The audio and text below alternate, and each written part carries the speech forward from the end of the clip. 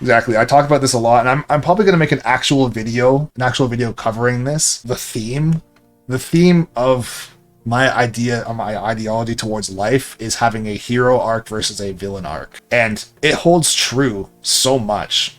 I can just touch on that a little bit right now. But as far as hero arc versus villain arc, and I talked about this a couple days ago actually, if you think about any superhero or villain, before they become a superhero or a villain, something bad typically happens to them. And then they make a choice. I'll say someone like Batman, for example. Parents died, right? Why is he not a villain? Why did he choose to protect everyone so that no one has to go through what he's gone through versus try and make everyone feel how he feels so that they understand how he feels? Why did he choose hero arc versus villain arc? Like, it all boils down to mindset at the end of the day. So it doesn't matter what you go through. It's your decision, or you have your choice to react to it how you want to. This is something I learned a super long time ago. This is reminding me. I used to do like network marketing years ago, and there was a speaker named Alex Morton, and Alex Morton spoke to us a little bit about how you should be over the top enthusiastically happy about everything that happens in life, because whether you're happy or you're sad, it's going to happen to you anyways. Girlfriend breaks up with you, perfect, couldn't be happier. Got a ticket on your car,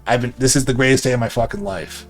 Lost your job, great, this is amazing. And the reason why you should think like that, whether or not it seems like you're a little bit insane for being that over the top happy all the time, is because whether you're upset or happy, it's gonna happen no matter what. It happened. Got a ticket on your car. Fuck everything. I'm super pissed off. Now I'm gonna come home, yell at my girlfriend, lock myself in my room, not do work, fucking cry, all these different things, not eat dinner with my family. I'm pissed. Or the other thing is like, oh, well, now I've learned. I can't park here now. I gotta do something else. Let's get this paid and taken care of. I'm not gonna take out anything on anybody else because it has nothing to do with them. I'm just gonna live an upbeat life because the situation's the situation. Even if you're mad, you still have to pay for the ticket. So why bring that home, right? Why bring that home or push it onto anybody else or have it ruin the rest of your day? The ticket's the ticket. It's just there. You have to pay for it. So what are you gonna do after that? That's one of those things we talked about before as well, with like the idea of canceled Smash players living rent free in someone's life or in their head. I'm not saying you have to like them, but to go about your day or about your life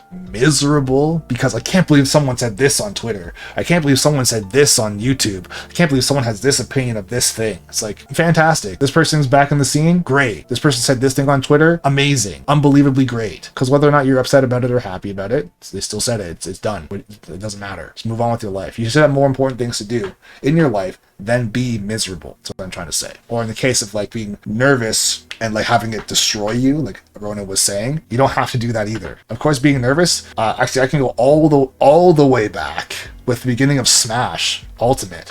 One of the very first videos I ever put out on the channel was me finding Hungry Box in Elite Smash on like day 2 of Ultimate. And this will stick with me forever, even if I don't play Smash ever again. Is after we played our set, I went to his stream after he won, because he won the set on the last game, or the second game.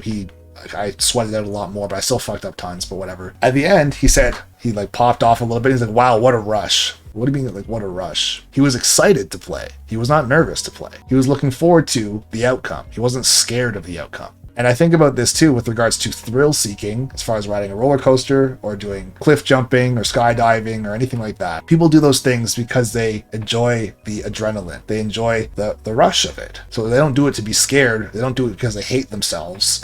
They do it because they enjoy it. I know tons of people who are super scared of roller coasters, for example. I know tons of people that love them. But the feeling that both of them get is the same, as far as heart racing or being like over the top, like not anxious, but like excited or whatever you want to call it. But some people react to it as fear. Like, I don't want to have my heart rate up. I don't want to have to hold on for my life. I don't want to scream. I just want to be on the ground, right? And other people are like, I do want these things. Same thing with people that love horror movies. They like horror movies because they like the suspense. They like the feeling of the adrenaline. Having your adrenaline spiked is not a bad thing.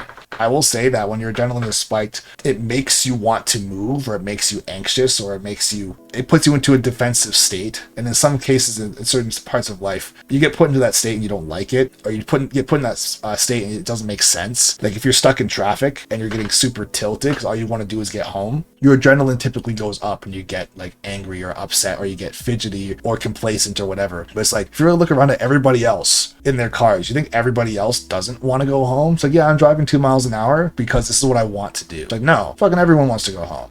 But some people are also just popping off and singing in their car, and other people are slamming on their horn and pounding on their window and pounding on the front dash, and they're pissed off and they're freaking out and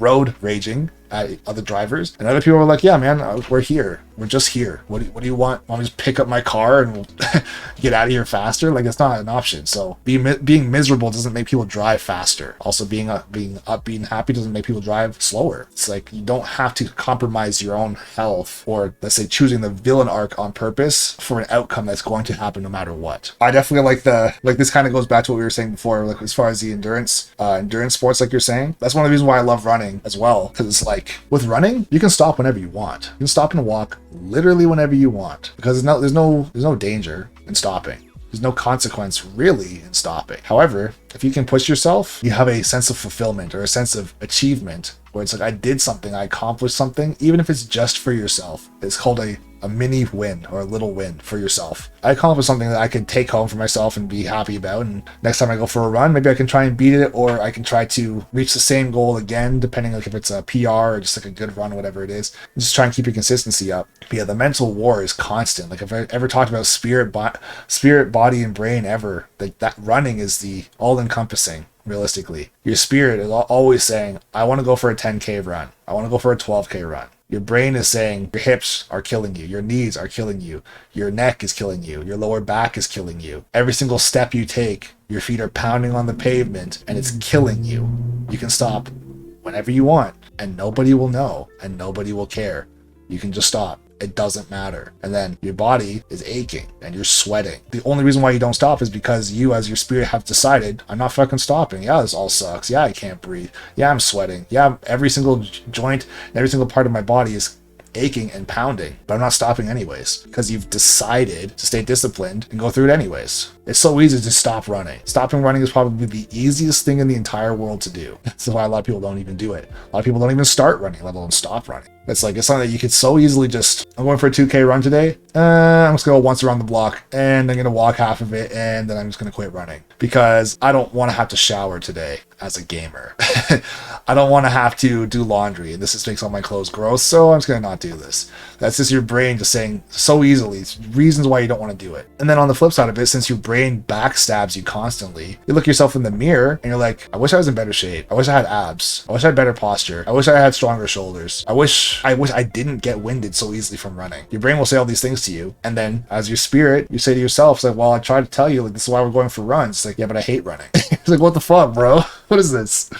But that's just how people operate. That's how you operate. And then the sooner you're aware of these things for yourself, the sooner you can put in 1,000 YouTube videos while consistently getting between 500 to 1,000 views on a channel that has 40,000 subs and not give a fuck anyways. Because that's what I've done all this time. Like, the amount of people that would be super discouraged from seeing their channel basically flop or basically become stagnant. A lot of people would just quit. But like, nah, bro. At one point, I was putting out 3 videos a day, if you remember that, back in January and February. We put out 30-second smash, coaching session, and a clip every day for 2 months. Basically got no traction from any of that. It's like, I don't care though, because as long as I'm still out here doing stuff, I know someone somewhere is going to appreciate this. And even if it's only one person, like I've said to a million times with my content, is it's your depth with your viewers that trumps everything. I'd rather have depth with a viewer who wants to come to the stream, depth with a viewer that wants to come to the Discord or get coaching or even leave a comment. I'd rather have any of those things versus have thousands of viewers who don't interact at all and don't subscribe to the channel and don't really care about what I'm doing.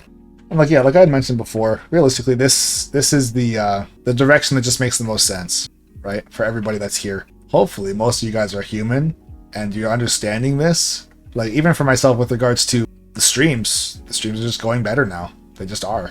Everything's going better. So it's like, if the stream starts to do better, start to break into more just chatting type of stuff, the YouTube channel starts to go better, everything just goes up. Builds a whole new community of different like-minded people, if that makes sense. There's really no downside, in my opinion. That's just all. Like, that's just what it boils down to. People just wanting a lifeline or attention or someone to talk to in general, right? It's just like, that's what I've said. I've said this multiple times in videos in the past too, where it's like, as a streamer, I've been pretty shit as a streamer, as far as actually being a good streamer, as far as actually reading the chat or interacting or talking to you guys whatsoever. So people would come in, people would even sub, and I wouldn't say anything. It's pretty down bad, you might say. We're out here now Like, I feel like this is just a necessary change that had to be done.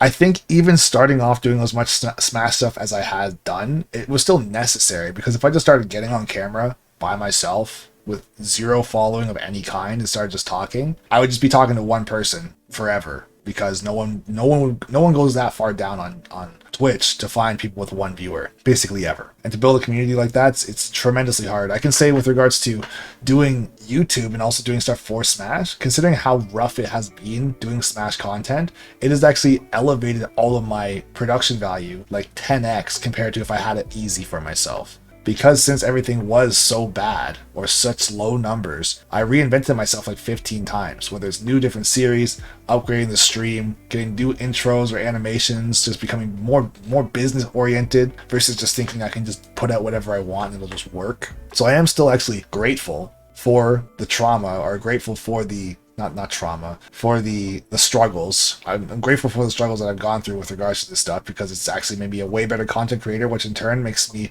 more engaging and enjoyable for you guys as well too.